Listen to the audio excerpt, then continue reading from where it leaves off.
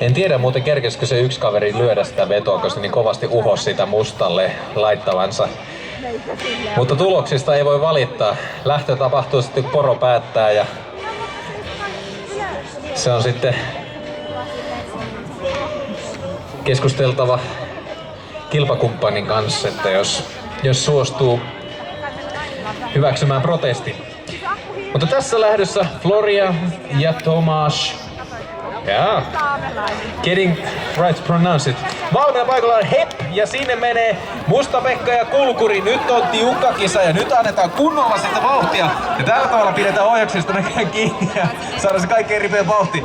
Huikea suoritus, hienoa Florian ja Tomasz. Pistään kättä vähän yhteen, oli kyllä hieno veto.